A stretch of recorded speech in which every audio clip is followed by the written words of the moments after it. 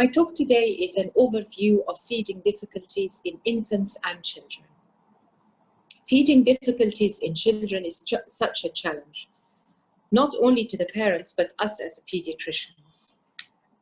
And it is very difficult in clinic to manage these cases. So I thought we'll discuss these cases and hopefully you'll find this interesting at the end of it. During my talk, I will be covering the anatomy and physiology of sucking and swallowing, development of feeding in infants, definitions related to feeding difficulties, classification and contributing factors of feeding difficulties, and finally, assessment and management.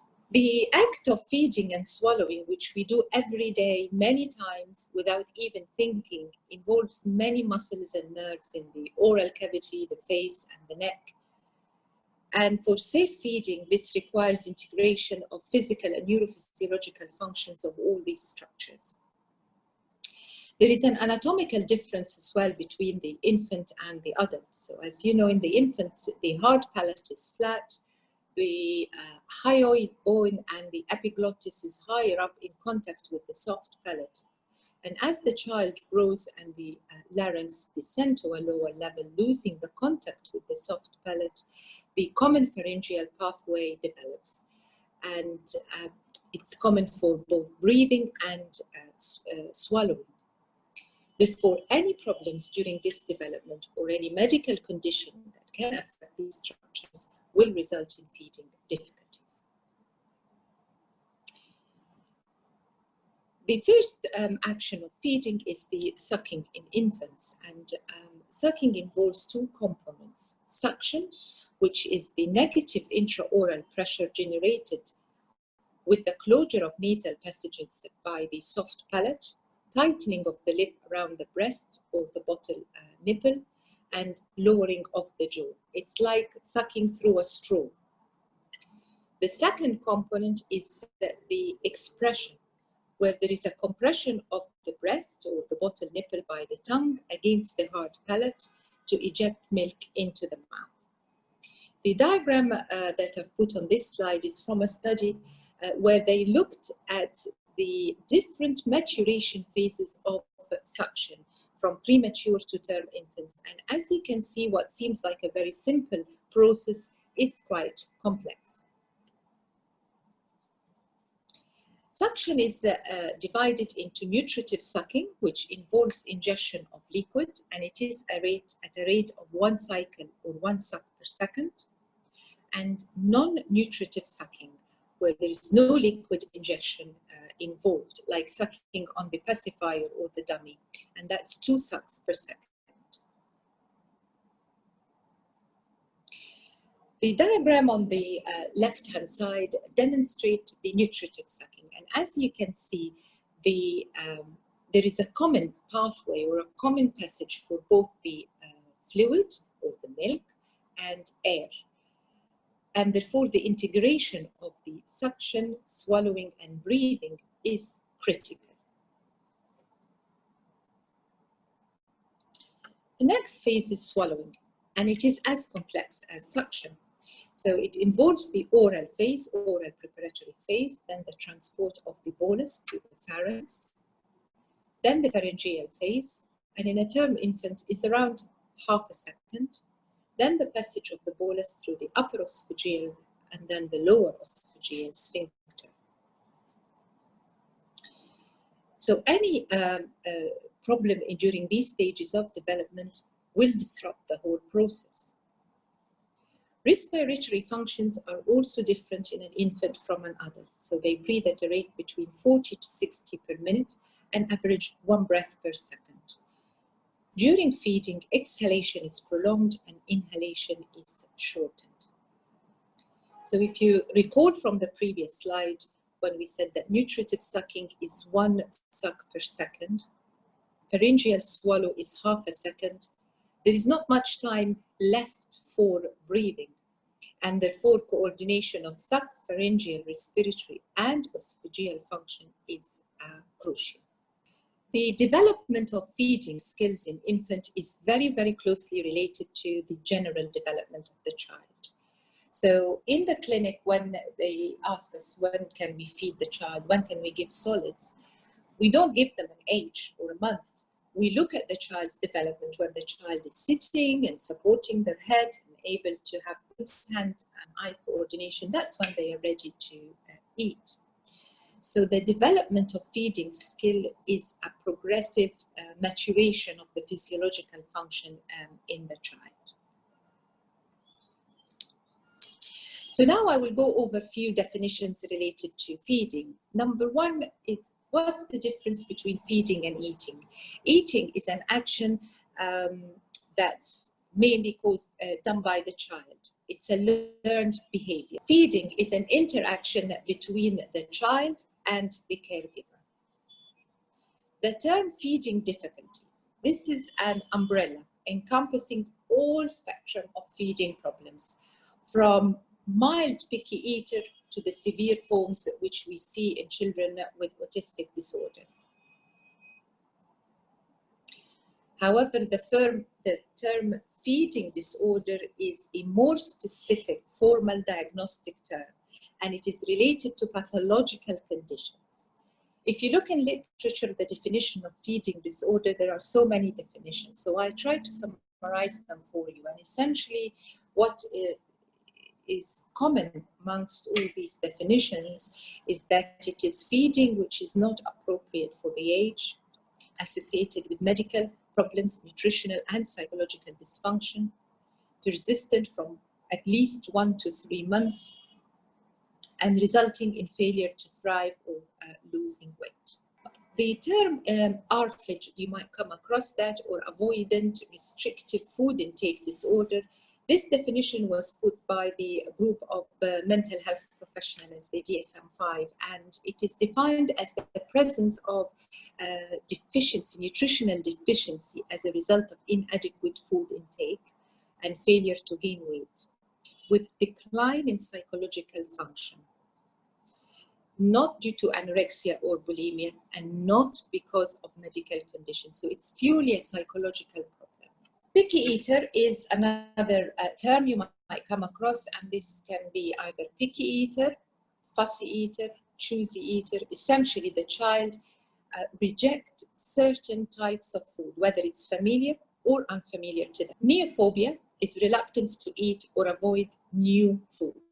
So I've summarized a few definitions. What's the prevalence of feeding difficulty? Is it common?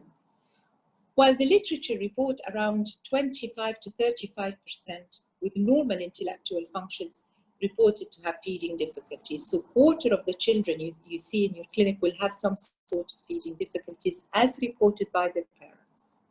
This obviously goes up in children with developmental delay or developmental problems, and it can be up to 90% in children with autistic disorders. It's more common around 2 to 3 years of age. That's the peak of the feeding problems. This diagram represents the percentages, as I said, of children with feeding disorder, which is around the top of the pyramid, 25%.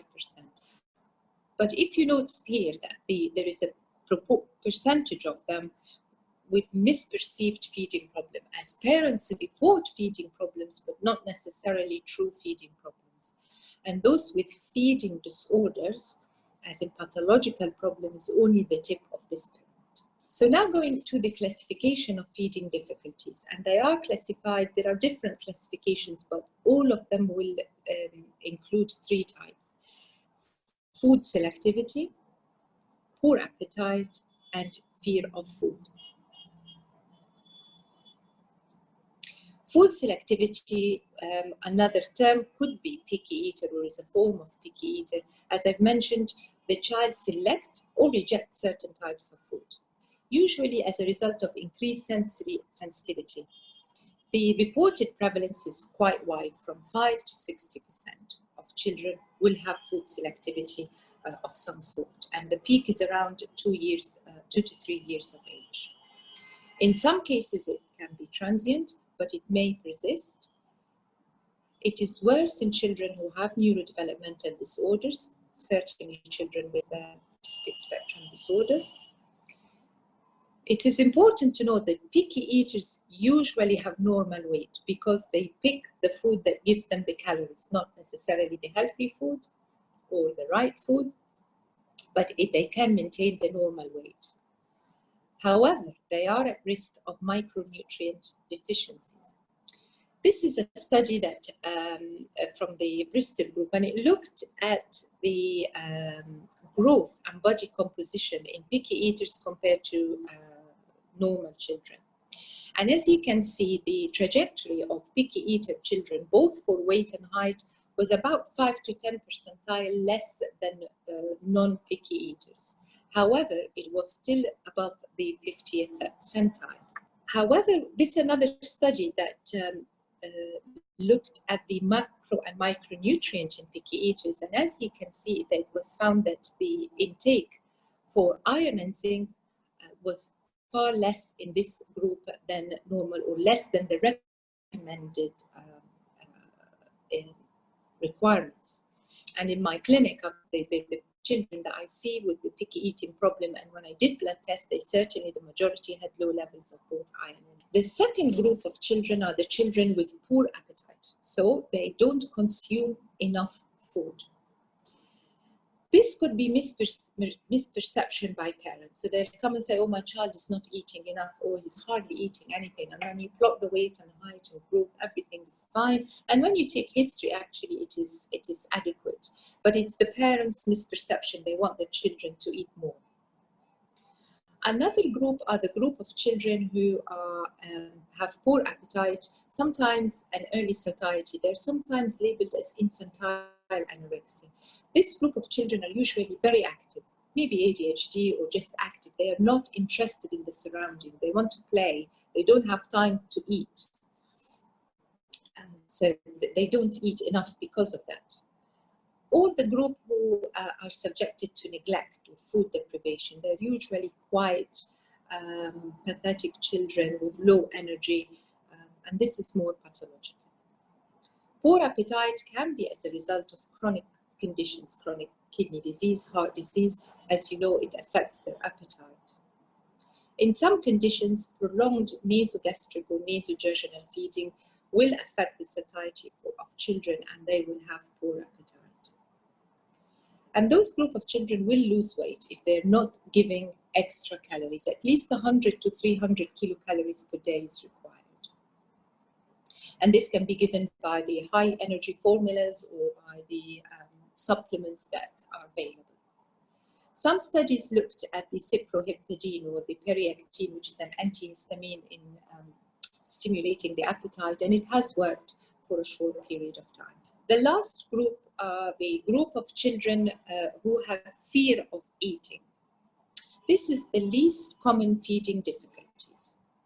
And the fear of eating could be because of discomfort associated with gastroesophageal reflux disease, previous traumatic experience like children who had dental procedure or operations in the face. And you'll find that this group of children will have exaggerated emotional response associated with feeding. So screaming, angry outbursts, or on the other hand, very quiet and silent. They recoil from the bottle or the spoon. Delaying introduction of solids can contribute to the feeding problem.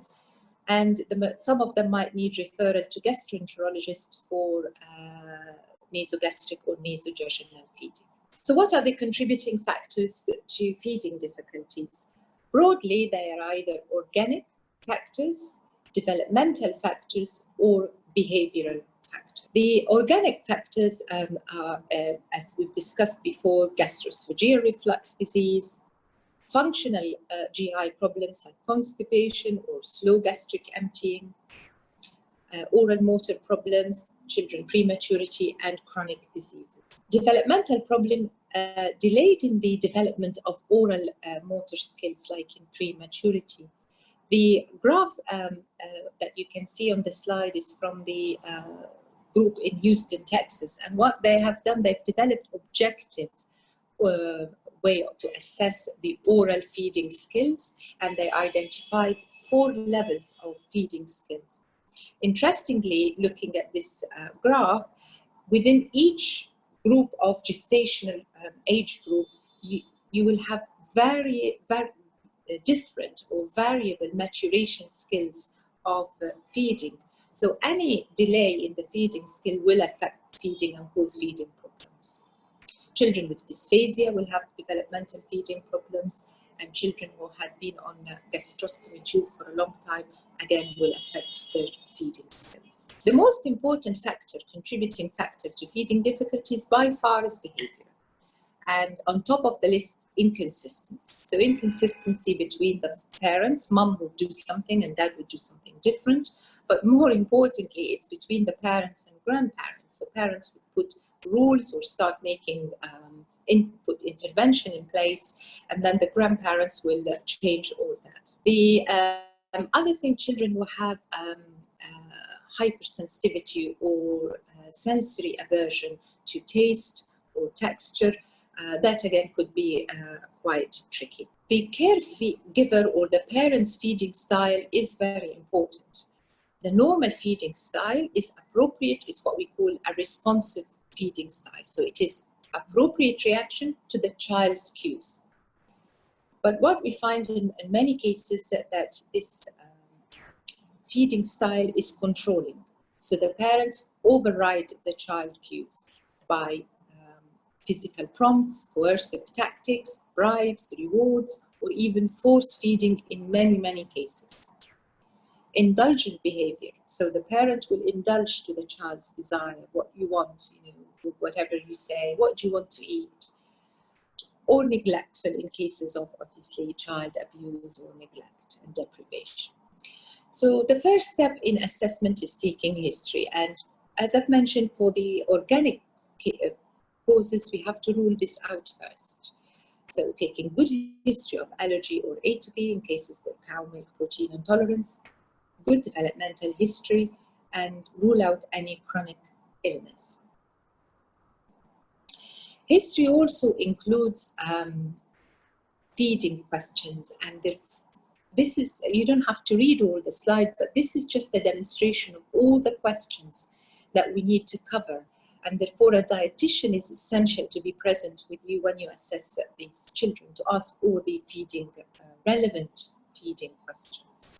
The first part of physical examination is the assessment of growth by body weight and height, but more importantly, head circumference in younger children, mid-arm circumference, and skin fold thickness. Children with chronic medical conditions who might have ascites or edema, they can have normal weight, but actually they are malnourished. So it's important to include other anthropometric measures. The most important thing in the assessment is to identify red flags.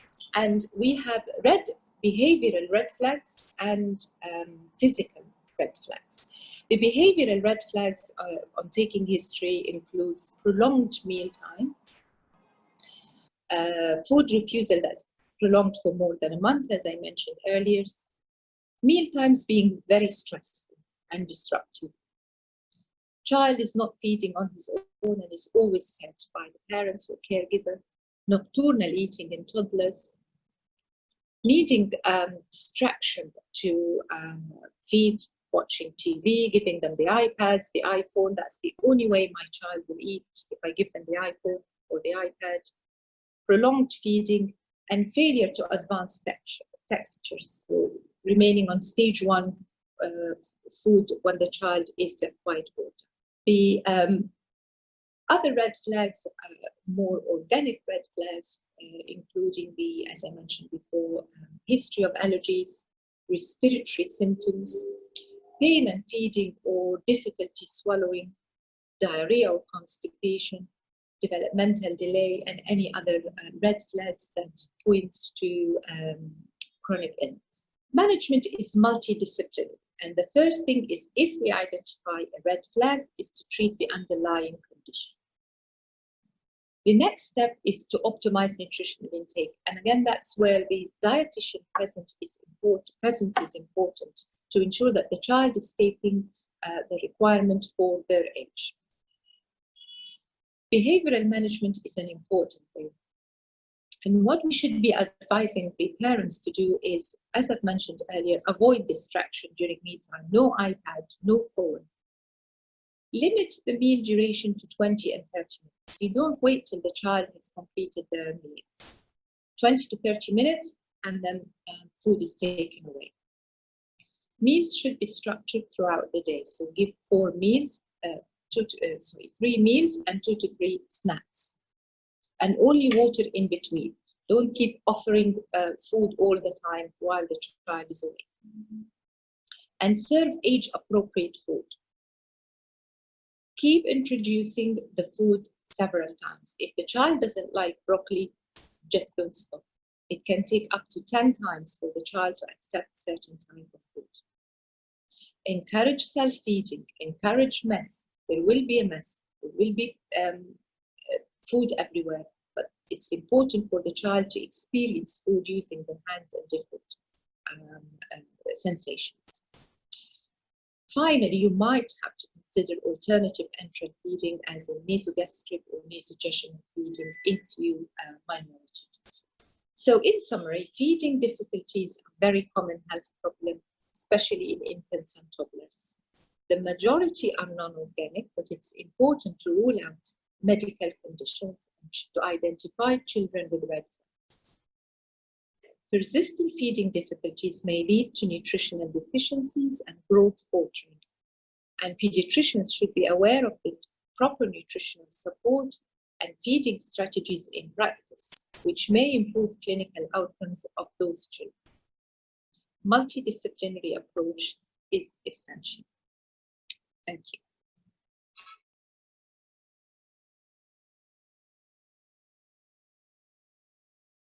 Ladies and gentlemen, the talk I'm going to deliver over the next 35-40 minutes is a metabolic liver disease. I will make it a more clinical approach and focus on cholestasis. For sake of understanding, I will divide my the talk presentation into 5 subtypes, which is presenting as infantile cholestasis, acute liver failure, just simple ascites, hepato or splenomegaly are together, and sometimes they present with hyperammonemia or acidosis. So while we approach a child with suspected metabolic disease, they tend to have a bit of a common features. And common features could go by positive family history because of its genetic or inherited nature of the disease. There could be unexplained neonatal deaths or multiple miscarriages in the obstetrical history. There may or may not be history of consanguinity, or they can present with recurrent episodes of unexplained vomiting and encephalopathy. There could be an associated developmental delay, regression, or dysmorphism. When you look at them, examine them clinically, so when you find is there could be coarse faces, which can go with mucopolysaccharidosis, as you know. Big tongue goes with gangliosidosis, history of diarrhea, involvements, and cystic fibrosis. There could be lymphadenopathy associated, which is Wolman's disease or Gaucher's disease. There could be particular upward gaze palsy, which is seen in Gaucher disease, and cherry red spot, we all know, in Niemann-Pick type C. They could also smell different. So it's a sweaty feet smell that could go to glutaric acidemia, isovaleric acidemia. There could be rancid, fishy, cabbage-like smell, or tyrosinemia. Now, these are rare things, but when you see it, this could further help you narrow your diagnosis. If you examine them, this is an example of a child who is a hypotonic. Can you see it's like a frog-like posture? This is a presentation of a Zellweger syndrome. You see the child does have look like to have many tone of his muscles. This clinical examination, this picture shows you lipoatrophy of the fat in the gluteal region. And that is suggestive of conditions which are good disorders of glycosylation. Here you see that this child has inverted nipples. That's also a feature of glycosylation defects. This child is showing a lot of hemorrhages, subcutaneous hemorrhages, and that tells you it's a coagulopathy, but child is relatively well preserved because he's not in intensive care. And this is a child who had tyrosinemia as a background diagnosis, but had a persisting coagulopathy for a long time. What you see in this child is a persisting prominent rickets. If you look at here, and that's a child who has chronic cholestatic disorder, and this was also a child with tyrosinemia. Broken bones, this is a spontaneous fracture, and multiple fractures, these also go with underlying metabolic disorders. If you see, this child has got a cleft lip, and he also got a small penis, and that goes with the diagnosis of septo-optic dysplasia. This child has a cataract, which goes with galactosemia or other conditions. This is a cherry red spot, doesn't look very red, but goes with the diagnosis of Niemann-Pick type C. Now, what I showed you is some snap pictures or book pictures of clinical presentation of metabolic liver disease. They are there for reference, but you have to remember, when you are dealing with rare conditions, all those features may not be there. You can also find some radiological clues in these patients. They could have adrenal calcification, for that matter, picked up an incidental abdominal X-ray, which is Wolman's disease. You can have stippled epiphysis in Zellweger syndrome, or rickets, as I showed you earlier in tyrosinemia. That's a rare photograph of a child with patellar calcification in Zellweger syndrome. Unconjugated jaundice, just to complete the picture, can be Crigler-Najjar syndrome or galactosemia, but galactosemia hypothyroidism initially can present as unconjugated jaundice. Now, the difficulty starts here. The metabolic disorders, unfortunately, there is no one test which can make a diagnosis. So you have to pick up the long list of tests if you have to exclude them. Now, the difficulty is that you cannot do one test and wait for the result of that test to come back. The clinical presentation and some clinical examination features that I showed you before could help you to narrow down and focus on your test, but invariably you end up doing all those tests, which is a lot of money, and it costs a lot of money and costs a lot of time. So just to give you a list of conditions that presents with infantile cholestasis, is by no means a complete list, but in order of common things that we see: galactosemia, tyrosinemia, and going down up to organic acidemias. Now, when we are investigating a child with infantile cholestasis, I think we need to pay attention to the following things. We need to look at blood sugar levels and make sure that you check the blood sugar before giving the feed, means a fasting blood sugar or pre-feed blood sugar. Then lactate, pyruvate, blood gas, uric acid, ammonia, CK, transferrin electrophoresis. Now, urinary investigations would be reducing substances, amino acids, organic acids, bile acid, electrophoresis, and electrolytes. I put something in the red, so save a blood sample. These children are very sick, they may require a blood transfusion. So if you need to have some genetic studies done, or if you need to get like studies for enzyme levels for galactosemia, you may need to get the samples before the child has a transfusion. Now, the difficulty here comes is every single disease has a specific test. So there is no shortcut here. If you want to diagnose alpha-1 antitrypsin, you need to prove phenotype ZZ levels. If you want to diagnose the bile acid synthesis defects, you need to do serum and urine bile acid spectroscopy. Tyrosinemia, you need to prove urinary succinate acetone or genetics. So every test has to be disease focused. Similarly, just to complete the list, Wolman's disease, acid lipase, MPS, 7 different names of enzymes that are there. The question comes, how valuable is the liver biopsy? Liver biopsy very rarely will give you a definitive diagnosis or prove the diagnosis, but it will put you in a direction that it could be a metabolic conditions. It could give you a name of the disease, like here. There are multiple steatotic, there are ring sideroblasts, there are glycogenated nuclei. So you can say it looks like a Wilson disease, but it could be anything. So in other words, in liver biopsy, if you see specific things like past positive diastase resistant granules, then you can say in a Caucasian child, alpha-1 antitrypsin, GST4, or fibrinogenemia is a differential diagnosis. If you see excess iron, which is Zellweger syndrome or neonatal hemochromatosis, which you rarely do a biopsy, this is used in the explant liver when we do a liver transplant for these patients. Iron in the first 3 months of life is not uncommon. Hence, You have to be careful when giving a pathological significance to iron levels. Fatty change is a very non-specific feature, but is an important indicator of underlying metabolic condition.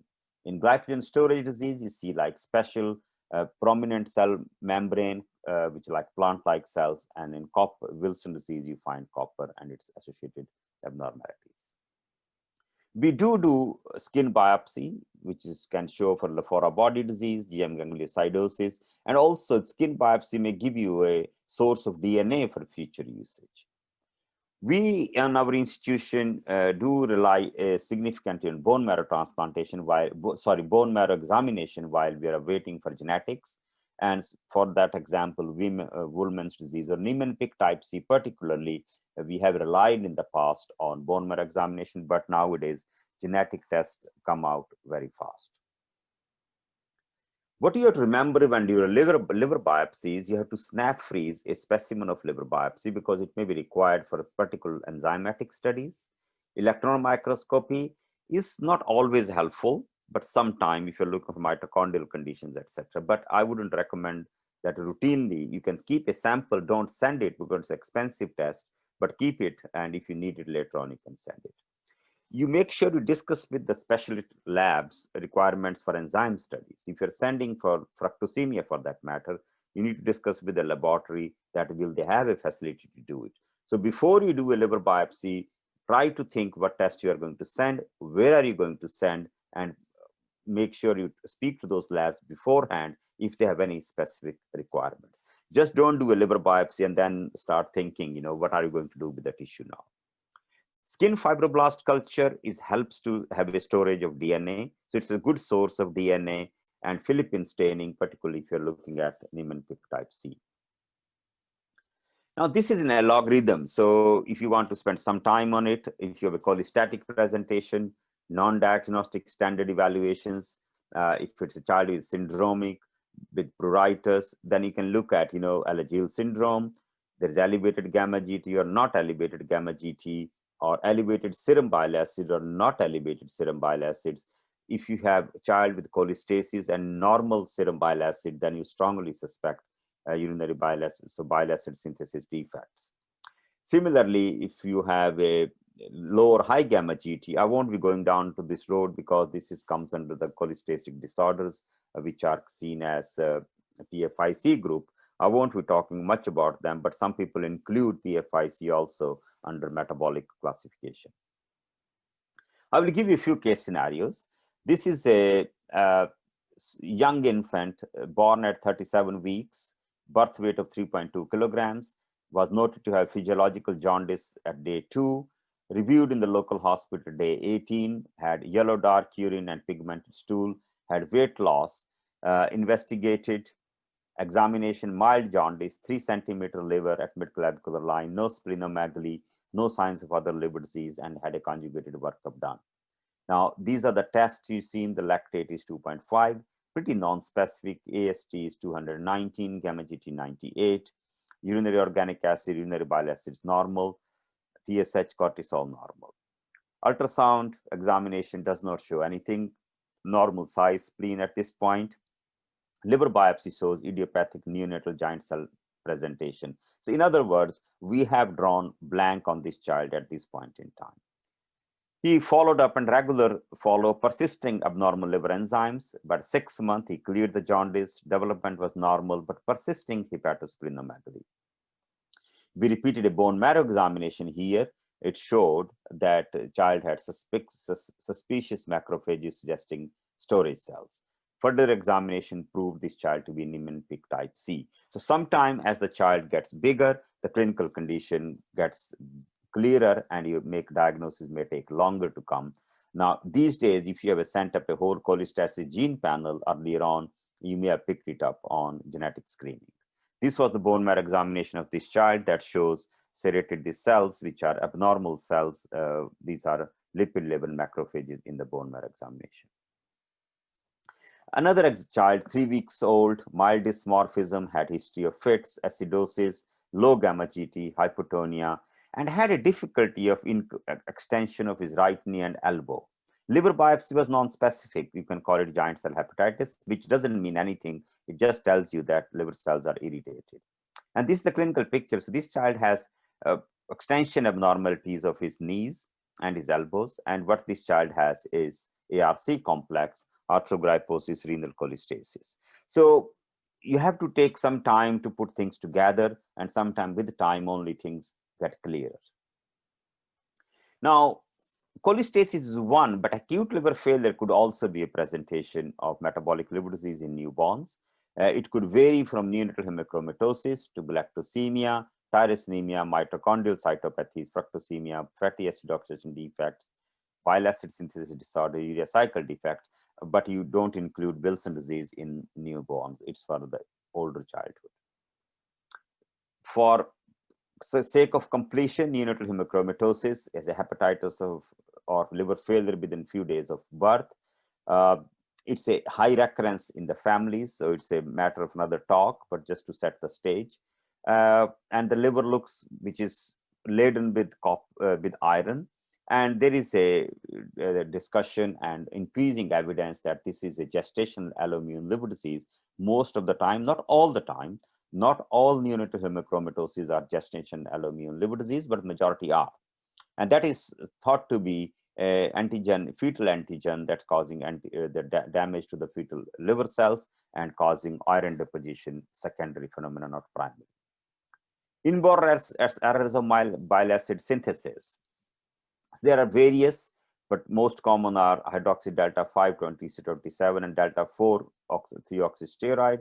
We only had a child last week who unfortunately had an elder sibling diagnosed, but sadly that presentation of the first sibling was more neurological, hence family didn't really look at it. The child was jaundiced and they were COVID during the time, so they didn't take the child to for examination. And the child presented with acute liver failure when he visited the hospital with his elder brother for follow-up. And when they did an INR, it was 3.2. The child is currently on colic acid, but looks like needs a liver transplant. The disease is quite advanced. This is just a picture to share with you, L-CHAD deficiency, which shows that a picture of a child who like a chubby child with an nasogastric tube.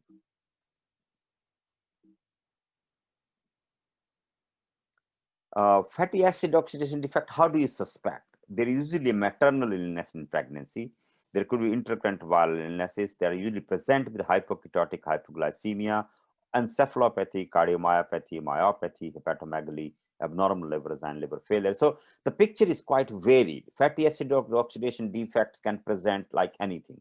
They could present as neonatal jaundice, or they can present liver failure, or a cardiomyopathy, or just abnormal liver enzymes.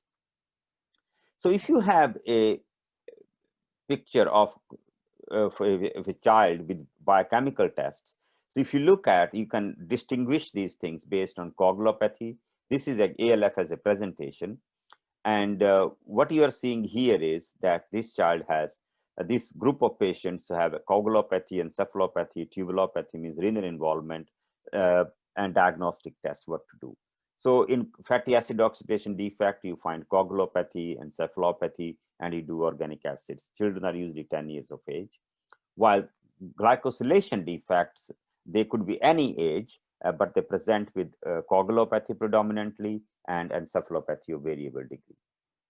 Similarly, if you have a coagulopathy, encephalopathy, jaundice, very young baby, then neonatal hemochromatosis or GALD, what you want to call.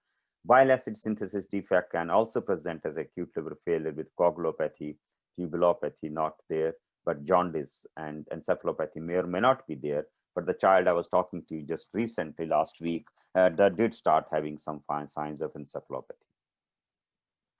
Neonatal ascites is a rare presentation, but can be seen in Wolman's or Gaucher's disease or associated with cirrhosis in alpha-1 antitrypsin deficiency and small liver in neonatal hemochromatosis. These are the clinical clues when you have a neonatal ascites. The other presentation of metabolic liver disease in infants could be acidosis. And if you have a blood pH which shows acidosis and ketosis, or normal or alkalosis, then alkalosis usually suggests urea cycle defects. but acidosis and ketosis, then you have to take it further. There is no shortcut to it. You have to do specific tests for organic acidemias, fatty acid or oxidation defects. I think lactate pyruvate ratio is too much talked about, but in clinical practice, I don't think it has much significance. So by the time you do this, you are already looking at specific disorders, mitochondrial gene panels, and specific diagnostic tests for pyruvate dehydrogenase deficiency. Muscle biopsy and liver biopsy is still carried out when we are looking at mitochondrial disorders and respiratory chain disorders.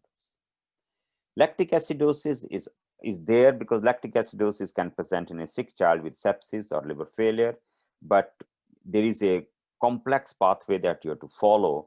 But at the end of the day, the organic acidemias of this world, looking at long chain and short chain fatty acid disorders, glycogenosis of various types, urea cycle defects can give lactic acid as a presentation.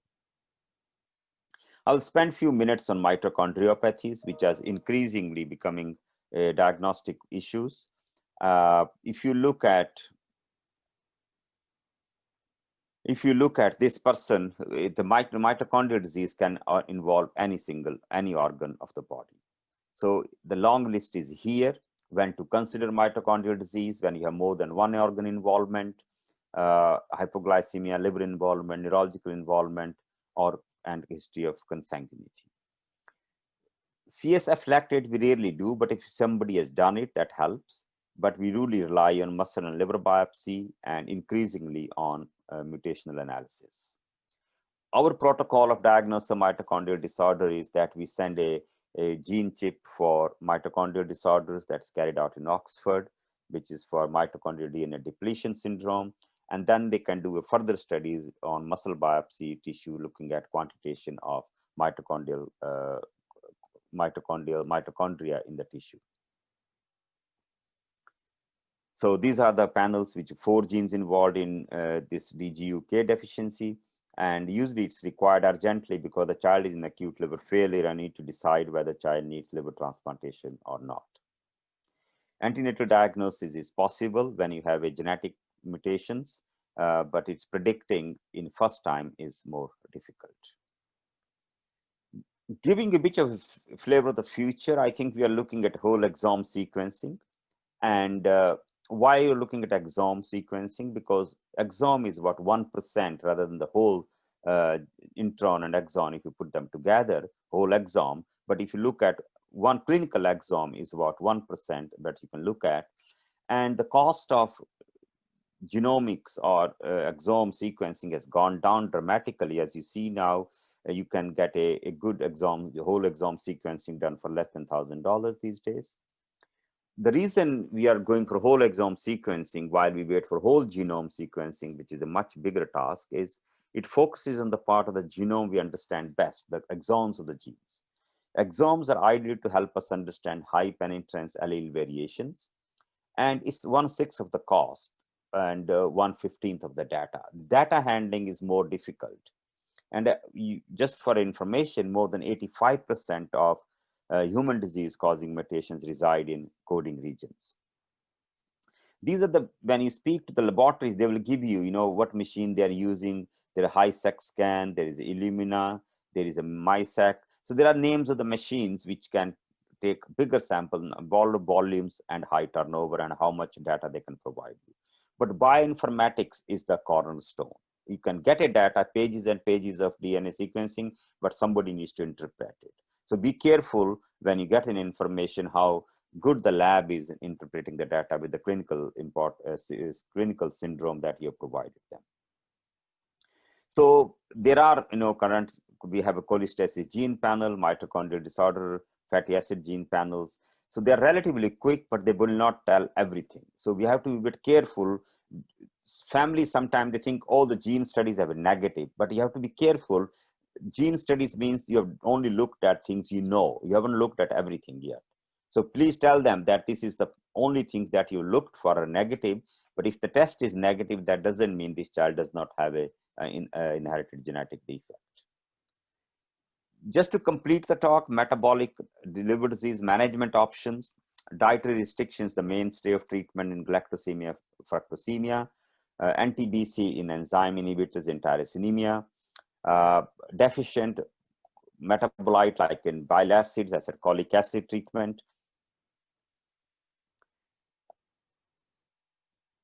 So what you could do is management options after that could be in cirrhotic liver disease, liver transplant, non-cirrhotic liver conditions is auxiliary liver transplant and hepatocyte transplantation.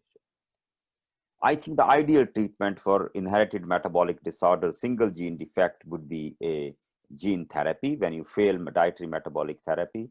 And to have a gene therapy, there are several trials are going on at the moment, UCD, organic acidemias, and other conditions. But they're in various stages of development. Nothing much has proven yet. I think there is a big hope from organic acidemia trial.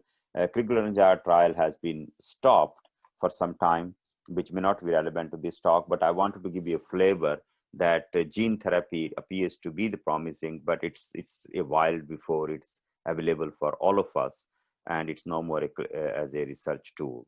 So I thank you all for listening, and I will be happy to take questions when we get to the session. Thank you.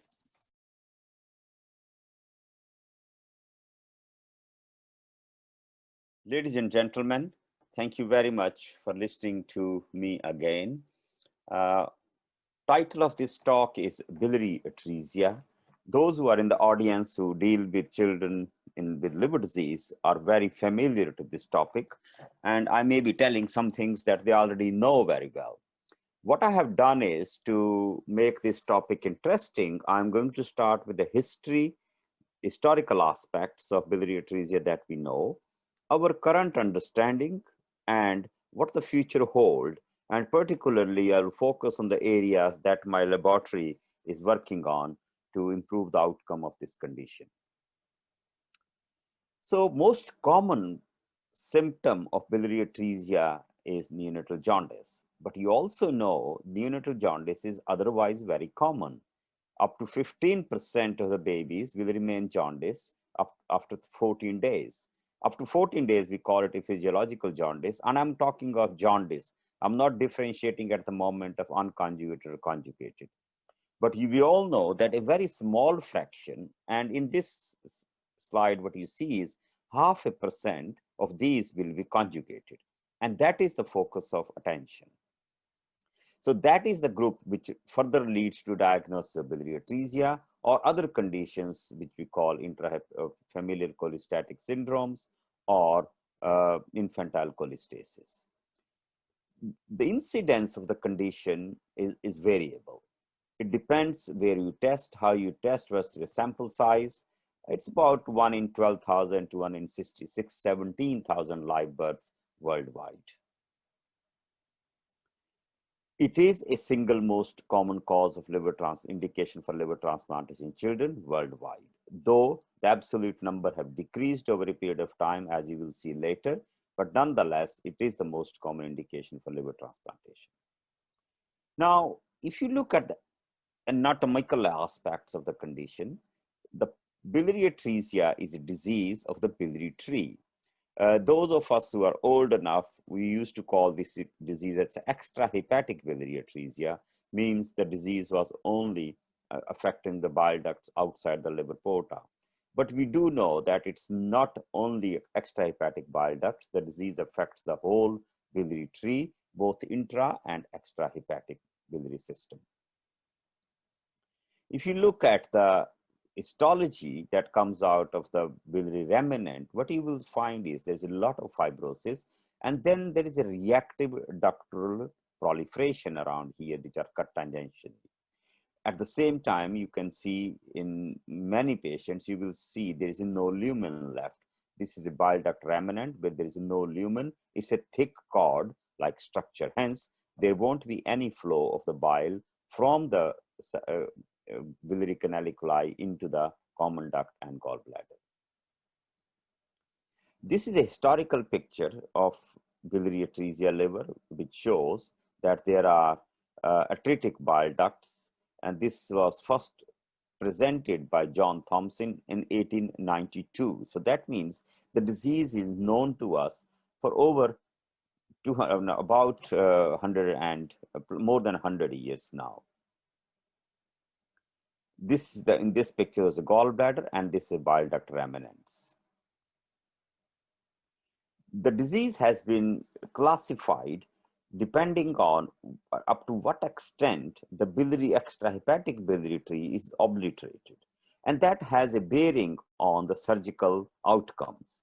If your bile ducts are obliterated from here onwards, then having a surgery done, or in this case, joining the common bile duct to the intestinal loop, will be very high successful. And this was so called in the past called correctable biliary atresia, and in this classification it is called type 1 biliary atresia.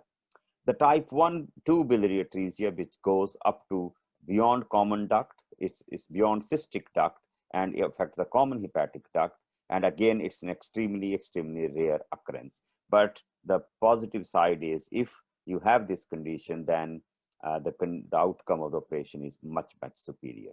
The most common type of biliary atresia that we come across is type 3, where the occlusion extends up to the porta hepatis and pathology is beyond. Hence, creating a successful biliary drainage is a challenge, and that's what we most of the time we deal with. Surgery for biliary atresia goes back a long time. William Ladd was a North American surgeon who operated 11 children and found that 6 of the cases he was able to restore the biliary drainage. However, the operation really took off when Morio Kasai from Japan consistently started operating on those patients and showed good outcomes over several years of time that led the Western surgeons to believe in his approach. He came from Morio Kasai came from north of Japan.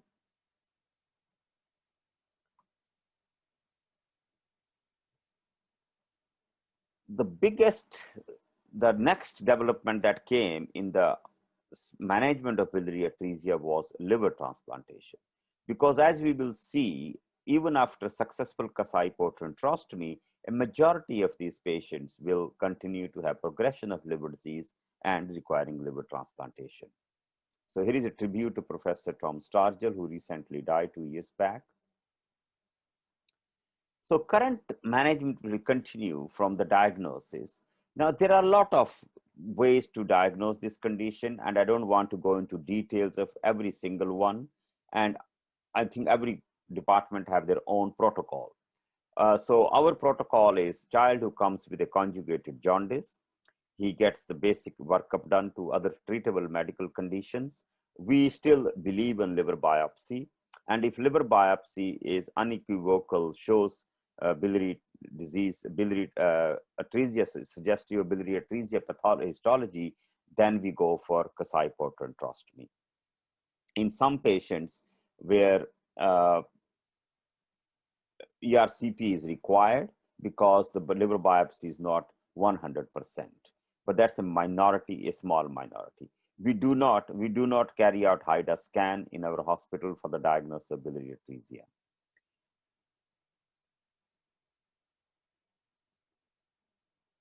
So this is just a slide from Mark Davenport, who shows that the porta hepatis of these patients is devoid of any biliary remnants.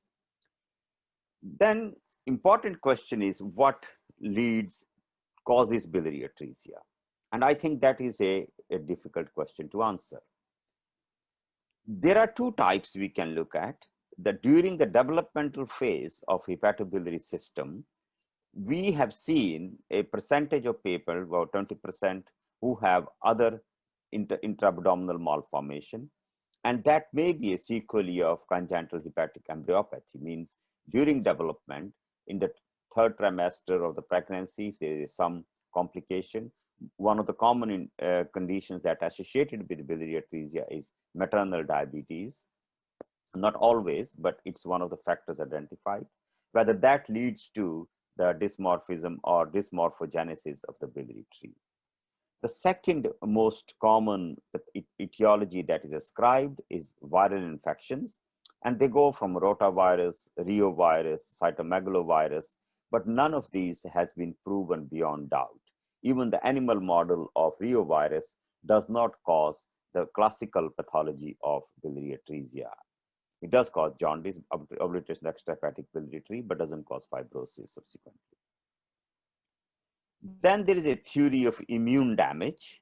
So there is a evidence that class 2 antigen exposure earlier on in the fetal life leads to biliary tree damage. There is a decreased expression of T regulatory cells, and there is upregulation of CD4 and CD56 cells, meaning that immune system of the baby has to play a role in the pathogenesis of biliary atresia. None of these suggested hypothesis has been proved beyond doubt. There is a suggestion of genetic factors.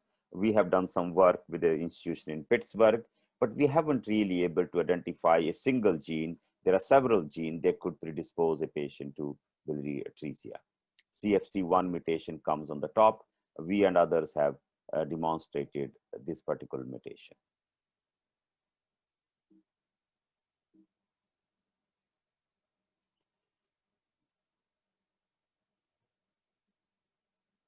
So etiological heterogeneity in biliary atresia continues. So the predisposition could be congenital malformation, embryonic dysmorphogenesis, infection, viral infection, immune dysregulation, and genetic predisposition all may be playing part. If you look at the clinical phenotype, we come across two groups of patients. One, they have isolated biliary atresia. They do not have other abnormalities of the GI tract or other organs like heart or digits or abnormalities of other organs. And that is a majority, and we call it isolated biliary atresia. Then they do not have other abnormalities of other organs involvement. And this we believe is of perinatal onset. And all these factors that I said could be in play: viruses, genetic factor, reovirus, rotavirus, autoimmunity. The second drop, that's a developmental biliary atresia, which is 20 to 25%, is associated usually with either biliary atresia splenic malformation syndrome or cystic biliary atresia. And cystic biliary atresia is interesting because it could be suspected antenatal scans. And antenatal scans, we reported some time back that 5 to 10% of these patients were detected on antenatal scans, and subsequent follow-up showed that they were biliary atresia. This is an antenatal scan showing a cystic structure. Sometimes it's very difficult to attribute where the cyst is, but any intra-abdominal cystic abnormality on antenatal scan, the suspicion of biliary atresia should be kept in mind. What is good thing about cystic biliary atresia is their outcomes are better than the isolated biliary atresia.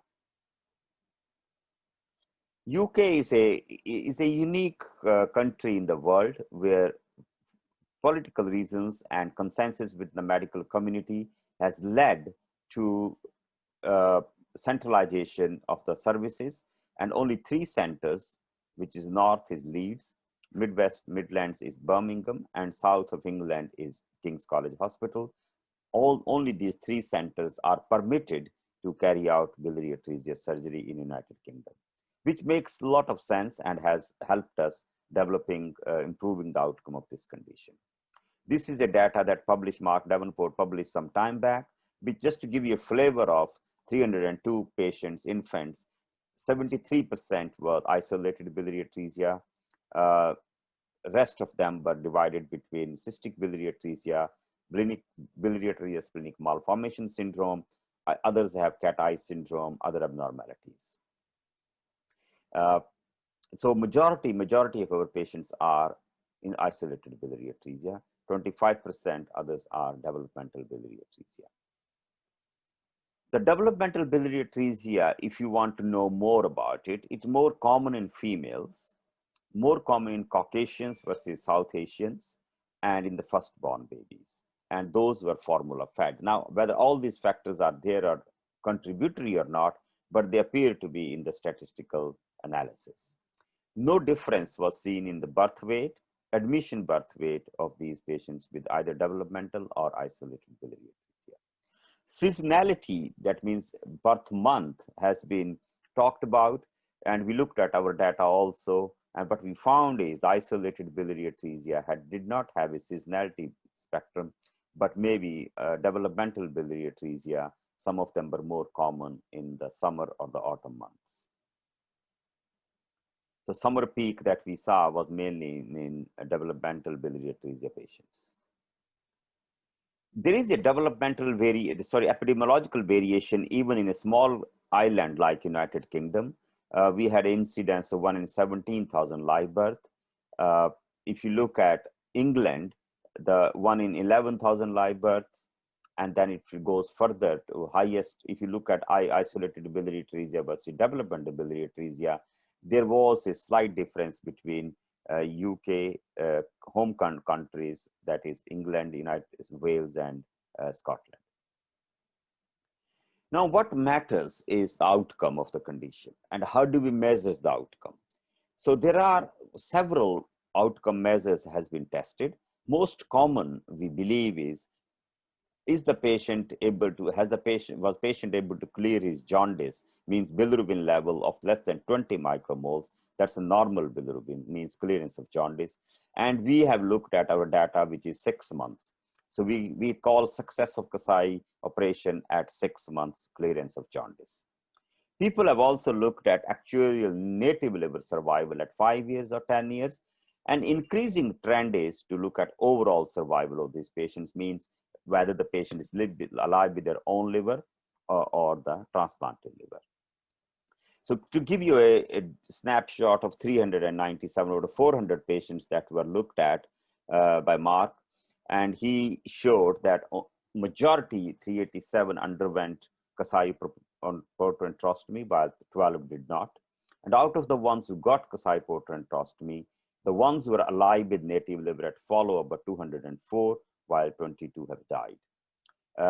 Out of these 382 who had Kasai operation had a liver transplant, 156, but 204 avoided liver transplantation. So clearance of jaundice, bilirubin less than 20 micromoles at 6 months at King's College Hospital in that time was 55%. The recent literature that's not published, but preprint data is the number have improved to 60% now. The native liver survival, which may be more relevant, 5-year native liver survival in the data that was seen up to 2008 was in 48%, 10-year survival 44%. But to combine it with liver transplantation, the survivals are in excess of 90% in 5 years and 88% in 10 years. We always talk about Kasai, age at Kasai. I think it's an important factor, but it's not the only factor that determines the success. There's a lot of discussion, and I think the message is try to do the operation as early as you can. Don't wait for 56 days. If the patient is at 30 days, do it at 30 days. Patient has 7 days, do it at 7 days. But age at Kasai is important, but it's not the only factor. If you look at here, the various centers, UK, France, Switzerland, US, Canada, we have a published data at the median age of Kasai was 55 days, 57, 59, US, but higher days, higher age. The success jaundice clearance has been 50%, 56%. As I said, our recent data is 60%. US outcomes as that time, it's historical data now, is about 40%. The 2-year, 5-year native survivals in UK are about 56% 2 years, 48% 5 years. So UK survival tend to continue still slightly superior to the rest of the world.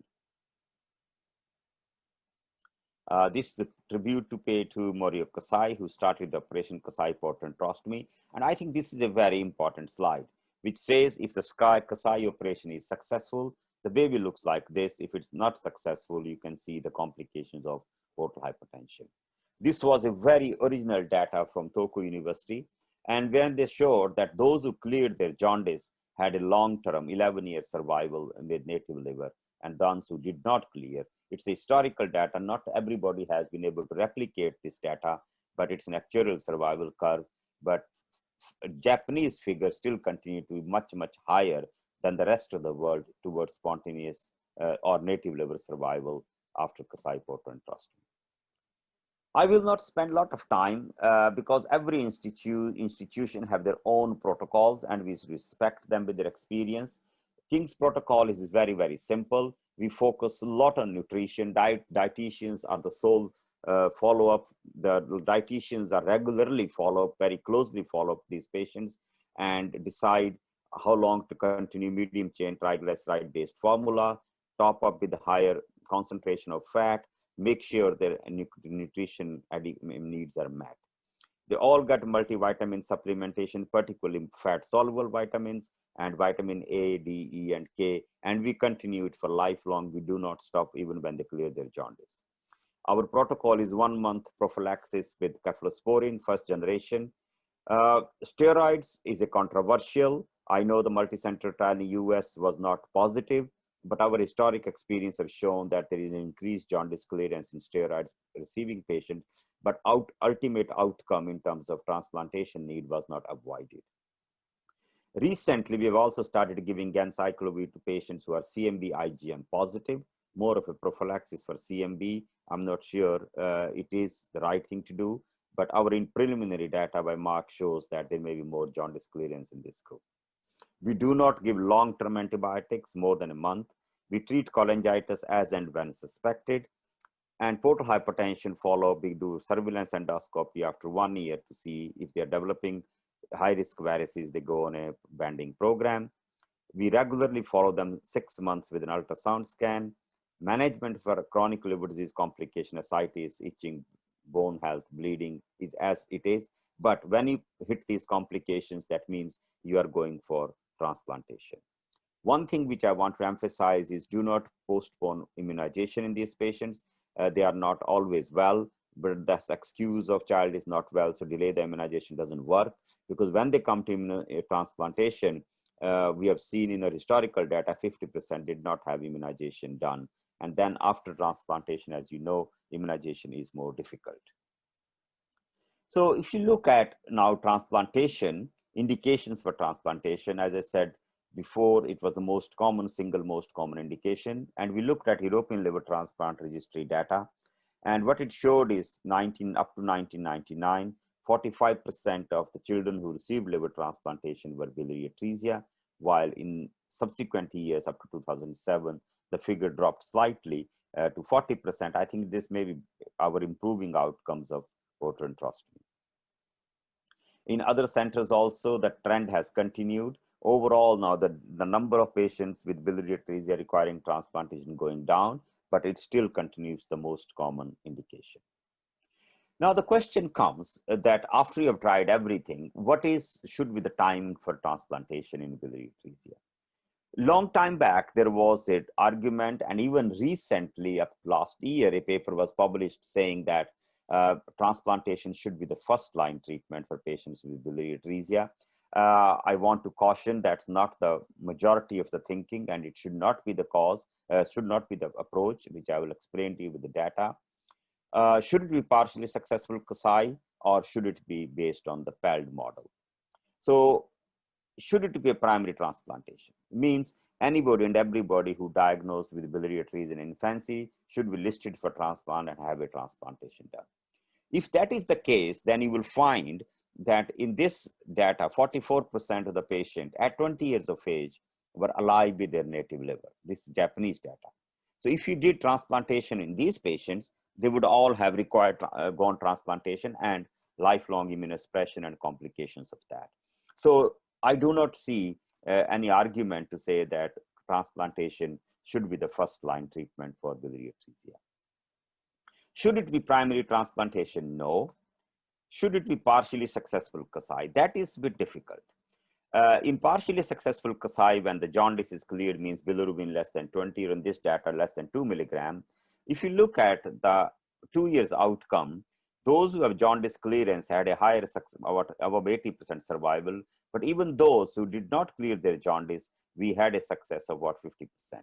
Now, you could argue here that these are very likely to go for transplantation, So rather than waiting, why don't you continue? And the increasing argument is that if the patient is not doing very well, other than mild, despite or not doing well, but have mild jaundice, that may become an indication for transplantation.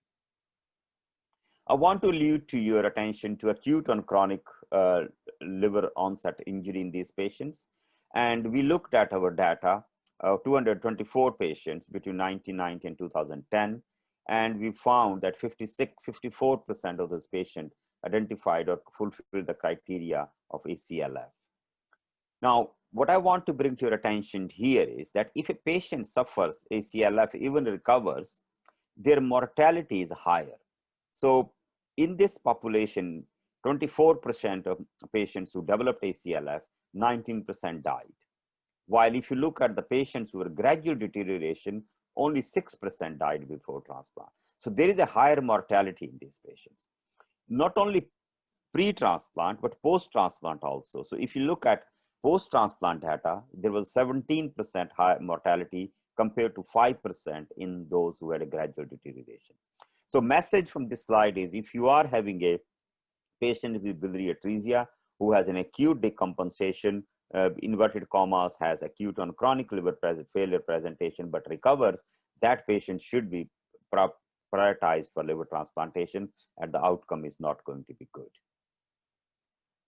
Now, there are several conditions where your jaundice may have been cleared, but patient may be otherwise doing well, but the child should need a transplantation. And one of these conditions we have described is that the flow to the blood flow to the liver usually suffers because of stiffness of the liver. And we described it as a resistant index, means the diastolic flow of blood during diastole should be like this. But in a stiff liver, what you find in a systolic peak, there is no diastolic peak, or there is a reversed flow. So what it means is, if the patient liver is not perfused in diastole, only perfused in systole. So that means these patients need a higher systolic filling pressures. But if this patient develops a shock, dehydration, or anything, then this patient has a risk of hyperperfusing the liver. This is a real-time picture, real-life picture of a patient who was otherwise stable, went away for, outside UK, had a diarrhea episode, became very sick, low blood pressure, hyperperfusion, and has infarcted, if you can see, right side of his liver. So if you have a resistant index of more than 1, we consider them for transplantation, even if they have cleared their jaundice. Another complication of biliary atresia or any chronic disease or portal hypertension is hepatopulmonary syndrome. And when we have a hepatopulmonary syndrome diagnosed with shunt of more than 5%, we consider them for liver transplantation. So if you look at just as survival, and that is the most important thing in any disease, any chronic disease, I mean. So before 1960, the survival of this condition was 0%. 60 to 90, we hit 50%. But in 2020, we have a 98, 99% survival of this condition when you're combining Kasai, Porter, and Trostomy and liver transplantation. So it's incredible to see that in last 50 years, we have turned around a condition with 100% mortality to really 99% survival. I think that's an extraordinary achievement. Now, what is the way forward? Okay, that is what we are all doing. That's the best we can do. How can we change the bit radical thinking about the outcome of this condition? So my lab, with my PhD and postdocs groups, we are working on three aspects of biliary atresia. We are accepting that Kasai operation is there to stay for some time. We are accepting that transplantation is going to stay for some time. So how can we do new things to make the outcome or survival of these patients better? So we are focusing on 3 areas: gut microbiome, the gut-liver axis, neurocognition, and cellular therapy. So this is one of my post-PhD students who's working on microbiome in biliary atresia. So the complex protocol is a prospective longitudinal study. The recruitment has just completed, and we are going to have next month, we are going to follow up of 1 year, and it was age-matched healthy control with a stool sample and we looked at their DAT parameters at 3 months, 6 months, 6 weeks, 3 months, and 6 months. And the outcome is going to be either they had a transplant or not. And the idea was to look on gut microbiome with a 16S RNA microbiome sequencing in the stool. We are also measuring intestinal permeability because that has a bearing on the gut microbiota, and looking at host response in the plasma to microbes. In the metabolome of their this microbiome, we are looking at short chain fatty acid in the stool, bile acid in the plasma, and choline metabolites in the urine. And the idea is that if this information tells us that there is a particular species of microbiome that's prevalent or missing, whether destroying that species or improving the other species will help the outcome of these patients. So we have already got preliminary results, which are very encouraging, and we are the subject of publication and presentation at the next upcoming international meetings. The second aspect we are looking at is neurocognition. I don't know whether you have observed, but children with decompensated liver disease have a twofold higher chance of having an IQ less than 85. This data we looked at 5-10 years back, and this is, we thought it's mainly related to their nutritional management, which may be a factor, but we do think that chronic inflammation in biliary atresia and liver disease with that could contribute to poor neurocognitive outcome. You may have seen the data of preschool children and after transplantation for biliary atresia that their neurocognitive function, particularly executive function, is less good compared to normal people or normal children. So their neurocognition is affected. So this PhD student with the Institute of Psychiatry, we are looking at quite a complicated tools to assess neurocognition, but we're also looking at objectively the brain MR spectroscopy, looking at are there any effects. The idea is to identify any neurotransmitters that we could interfere or manipulate to improve the neurocognitive outcome of these children. And I think it's extremely important because the physical survival is not a question now. I showed you that liver transplantation and Kasai operation together are giving you 90%, 95% plus survivals. So physical survival is not an issue. The issue is meaningful survival, whether these patients' neurocognition is protected, preserved or not. You can have a child after liver transplant, but if he's not able to perform in the society, do not able to perform his education, does not get life skills, it's not good for him. And it's, I think we are not doing a favor, but doing creating a problem for these people in the society. So this is another aspect of biliary atresia that my laboratory is working at. And our preliminary data, we are able to demonstrate that even in infants at as early as 3 months, we are able to pick up neurocognitive dysfunction. Now, the third part of the thing we are looking at, once if somebody has a liver transplant for biliary atresia, how can we improve their long-term outcomes? We do know that after liver transplantation, they all go on immunosuppression, and immunosuppression is something which leads to complications of nephrotoxicity, cardiotoxicity, you name it, infections, etc. So is there a way to stop immunosuppression other than other ways people are trying? So we are taking an approach that in biliary atresia, we believe that this disease doesn't reoccur and the hepatocytes are not at fault. So if we think that if we can auto-transplant their liver cells after their liver graft into the graft from their native liver, and native liver acting as a scaffold, we will be able to repopulate their liver with their own cells. It's a complicated experiment. So it's a male rat to a female rat. So male rat is a donor of the liver and female rat is recipient. And what we are proving here is that after liver cell transplantation, when the rat rejects the liver, the auto-transplantation of their own cells are able to repopulate the liver. This is the liver transplant in laboratory. That's what it requires. My post-PhD student, Min, who is working on it, has worked extremely hard and even created a new anastomotic system with these bands, which reduces their surgery time by 1 hour, which is extraordinary. The second approach, we are looking at whether you can repopulate these cells by mimicking ischemia reperfusion and inhibiting liver cell growth when the ischemia reperfusion is caused. So in this protocol, what we are looking at, blocking the liver cell regeneration by retrosin, and then right hepatectomy and transplanting syngeneic cells, means without immunosuppression.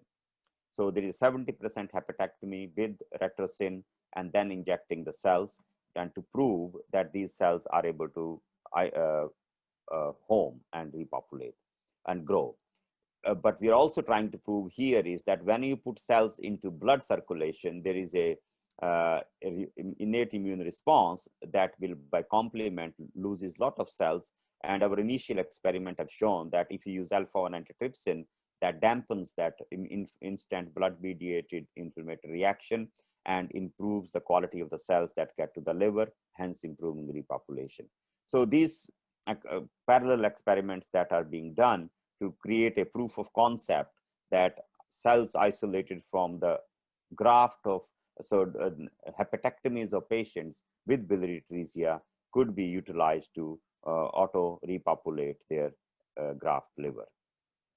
So ladies and gentlemen, to conclude, the precise etiology of this disease stays unknown. Early surgery does improve outcome, hence early diagnosis is important and early surgery is important. Most common, it stays, this condition continues to be the most common indication for liver transplantation in children. As I said, current outcomes, combined Kasai operation and liver transplantation are excellent. Future research, at least from my lab, is on gut microbiome, neurocognition, and cellular therapy to help improve the understanding and outcome of this condition. I thank you all for listening again. And this is my group that is constantly working on improving the lives of children with liver disease. These are the funding organizations. I'm grateful to Alex Mowat Labs that has been given to us by his family, and further philanthropy that has created a big infrastructure for us to do basic science research in liver disease at King's College Hospital. I thank you very much again for listening.